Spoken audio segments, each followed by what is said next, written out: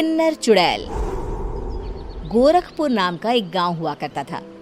उस गांव में ज्यादा लोग नहीं रहते थे। उस गांव में एक गर्भवती विधवा औरत रहती थी। उस औरत का नाम कमला था। कमला अपने घर में अकेली रहती थी। उसके पति की सारी जायदाद उसके नाम हो गई थी, पर सभी गांव वाले उस औरत को मनहूस औरत समझा करते थे और सभी उससे नफरत किया करते थे। एक बार कमला राशन की दुकान पर खाने का सामान खरीदने जाती है। भैया जी, जरा 1 किलो दाल चावल देना। अरे हाय हाय हाय हाय हाय! अरे मनहूस औरत, मेरी दुकान में अपशुगन करवाने आ गई क्या?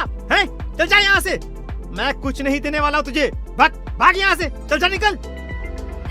भैया जी, ऐसा मत कहिए, मैं गर्भवती हूँ, मुझे खाने की बहुत जरूरत है, मुझे खाना दे दीजिए। दुकानदार कमला को वहाँ से धक्के मारकर भगा देता है। तभी कमला रोते रोते उस गांव के किन्नरों के इलाके में आ जाती है। गांव वाले किन्नरों को उसी इलाके में रखा करते थे, क्योंकि वो लोग किन्नरों को पसंद नहीं करते थे और उनके इलाके में रहने से मना करते थे। तो किन्नरों ने उसी गांव में अपना एक इलाका बना लिया था। जब किन्नर लोग देखते हैं कि एक गर्भवती महिला रोते रोते उनके इलाके में आ गई है, तो सारे किन्नर कमला के पास जाकर उसका हाल पूछने लगते हैं। क्या हुआ बहन, तुम्हारी गर्भवती अवस्था में इतनी बुरी हालत कैसे? तुम रो क्यों रही हो? तुम डरो मत, हम तुम्हें कोई नुकसान नहीं पहुंचाएंगे। तुम शांत होकर सब बताओ कि हुआ क्या है। मैं कमला हूँ, मैं गांव के दूसरे इलाके से आई हूँ। 2 महीने पहले ही मेरे पति की मौत हुई है। मुझे गांव के लोग मनहूस मानते हैं, क्योंकि मैं विधवा हूँ और गर्भवती भी। वहाँ के लोग मुझे खाने के लिए कुछ बेचने के लिए भी तैयार नहीं, जिससे मेरा गुजारा नहीं हो रहा था। कोई बात नहीं कमला, हम तुम्हारा ख्याल रखेंगे। किन्नर लोग कमला को एक खाली घर में रहने के लिए जगह दे देते हैं और उसकी देखभाल भी करते हैं। कुछ ही महीने बाद कमला अपने बच्चे को जन्म देती है, पर अफसोस, कमला बच्चे को जन्म देते ही अपनी जान गंवा देती है। जब सब किन्नर बच्चे को देखते हैं तो बहुत खुश हो जाते हैं, क्योंकि वो बच्चा भी किन्नर ही था। कमला ने एक किन्नर बच्चे को जन्म दिया था। अब इस बच्चे की देखभाल कौन करेगा? हम तो इस बच्चे को गांव के दूसरे इलाके में भी नहीं भेज सकते। और तो क्या हुआ, इस बच्चे की माँ नहीं रही तो हम इसे पालेंगे। अब ये हमारे इलाके में रहेगा, हमारे साथ रहेगा। फिर वो किन्नर उस किन्नर बच्चे को गोद ले लेते हैं, उसका नामकरण कराते हैं। उस किन्नर बच्चे का नाम शक्ति रखा जाता है। देखते ही देखते शक्ति बड़ी होने लगती है। उसके रंग रूप बहुत सुंदर थे। वो बहुत सुंदर किन्नर दिखती है। एक दिन शक्ति एक किन्नर से पूछती है, माँ जी सुनिए ना, ये गांव के दूसरे इलाके में भी तो लोग रहते हैं, तो हम वहाँ क्यों नहीं जाते? हम उनसे अलग क्यों रहते हैं? शक्ति, क्योंकि वो लोग हमारे जैसे नहीं, वो लोग हमें पसंद नहीं करते, इसीलिए हम उनसे अलग रहते हैं।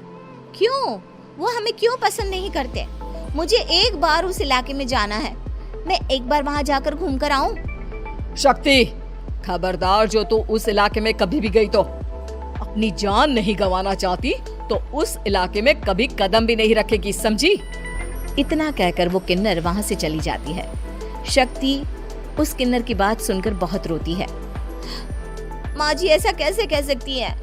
उन्होंने इतनी सी बात के लिए मुझे इतना डांटा। अब तो मैं उस इलाके में जरूर जाऊंगी। फिर एक दिन शक्ति गांव के दूसरे इलाके में चुपके से जाती है।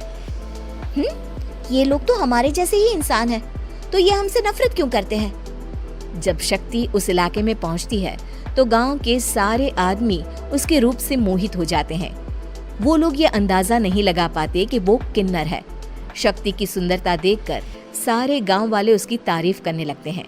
तभी गांव का चक्कर लगाने गांव के जमींदार का बेटा हर्ष वहां पहुंचता है। हर्ष भी दिखने में बहुत सुंदर होता है।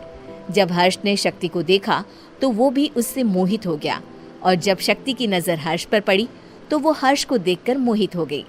आपको पहले कभी इस गांव में देखा नहीं। इस गांव में आप नए हैं क्या? जी नहीं, वो मैं बस। तभी शक्ति बोलते बोलते रुक जाती है और मन में सोचने लगती है, अगर मैंने इनको बता दिया कि मैं दूसरे इलाके से आई हूँ तो वो समझ जाएंगे कि मैं किन्नर हूँ, इसलिए मुझे इनसे झूठ ही बोलना पड़ेगा। शक्ति हर्ष को कहती है, जी हाँ, मैं इस गांव में नई आई हूँ, यहाँ अकेली रहती हूँ। वैसे आप कौन है? आप भी इसी गांव में रहते हैं? जी हाँ, मैं इस गांव के जमींदार का बेटा हूँ। आपको किसी भी चीज की जरूरत पड़े तो आप मुझे बता देना, मुझे अच्छा लगेगा। ऐसे ही शक्ति और हर्ष एक दूसरे से रोज मिलने लगते। वो दोनों अपने प्यार का इजहार करने एक दूसरे से मिलने जाते हैं।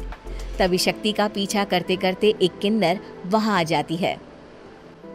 शक्ति, मैं तुमसे बहुत प्यार करता हूँ। मैं तुमसे शादी करना चाहता हूँ। क्या तुम मुझसे शादी करोगी? हाँ हर्ष, मैं तुमसे शादी करूंगी, पर मैं तुमको अपने बारे में एक सच्चाई बताना चाहती हूँ जो मैंने तुमसे छुपा कर रखी है। तभी उनके बीच में ही वो किन्नर आ जाती है। शक्ति, तेरी हिम्मत कैसे हुई ऐसा करने की? वो किन्नर शक्ति को खींचकर गांव के जमींदार के पास ले जाती है। हर्ष भी वहां शक्ति को बचाने के लिए पहुंच जाता है। जमींदार शक्ति और हर्ष के प्यार के बारे में सुनकर गुस्से में आ जाता है और शक्ति को गांव के बाहर निकालने की सजा देता है। शक्ति ये बात सहन नहीं कर पाती और कुएं में कूदकर अपनी जान दे देती है। जमींदार हर्ष की शादी गांव की एक लड़की से करवा देता है, पर हर्ष इस शादी से खुश नहीं होता। शक्ति अपना बदला लेने के लिए मरने के बाद किन्नर चुड़ैल बन जाती है। अब मैं इन गांव वालों को नहीं छोड़ूंगी, अब इनसे मैं अपने प्यार का बदला लूंगी। किन्नर चुड़ैल गांव वालों को परेशान करना शुरू कर देती है। एक बार वो रात को गांव के खेतों में पहुंच जाती है और वहां आग लगा देती है। सारी फसल जल के राख हो जाती है। जब एक आदमी रात को उठकर देखता है कि खेत में आग लग गई है तो वो वहां पहुंच जाता है। वो देखता है कि खेतों के बीचों बीच एक किन्नर चुड़ैल खड़ी है और वहां खड़े होकर ताली बजा रही है। गांव वाला किन्नर चुड़ैल को देखकर बेहोश हो जाता है। जब सुबह उस आदमी को होश आता है तो वो सीधा जमींदार के पास जाता है। अरे जमींदार साहब, अरे वो किन्नर चुड़ैल ने मेरी सारी फसल जला दी। अब मैं क्या करूंगा? क्या होगा मेरा? जमींदार चुड़ैल किन्नर का नाम सुनते ही सब कुछ समझ जाता है। अब वो बहुत डर जाता है। उसी रात को जब जमींदार डर के मारे अपने कमरे में सो नहीं पाता, तभी वहां अचानक से किन्नर चुड़ैल आ जाती है। किन्नर चुड़ैल जोर जोर से जमींदार के आगे खड़ी होकर हंसने लगती है और ताली बजाने लगती है। जमींदार उस डरावनी किन्नर चुड़ैल को देखकर बहुत डर जाता है। तूने मेरे साथ बहुत बुरा किया, अब मैं तुझे जान से मार दूंगी। नहीं नहीं नहीं नहीं, मुझे माफ कर दो, मुझे मत मारो। मैं कभी ऐसा दोबारा नहीं करूंगा। अब तुम जो बोलोगी वही मैं करूंगा। ठीक है, मैं चाहती हूँ कि किन्नर इलाका गांव के इलाके से जुड़े और गांव का कोई भी आदमी किन्नर समाज से द्वेष ना करे, उससे नफरत ना करे, नहीं तो मैं सारे गांव को मार दूंगी। और तुम गांव में एक नया कानून बनाओ कि अगर किसी ने भी किन्नर समाज को हानि पहुंचाने की कोशिश भी करी या इनसे भेदभाव करने की भी कोशिश करी तो उनको कड़ी से कड़ी सजा मिलेगी। हाँ हाँ हाँ हाँ, मैं ऐसा ही करूंगा। तुम जो बोलोगी वो मैं करूंगा, पर मुझे जाने दो प्लीज। तब वो किन्नर चुड़ैल वहां से चली जाती है। गांव का जमींदार किन्नर चुड़ैल का कहा मानते हुए दोनों इलाकों को एक कर देता है और नया कानून भी लागू कर देता है। तब से वहां किन्नर समाज और बाकी गांव वाले शांतिपूर्वक रहने लगते हैं।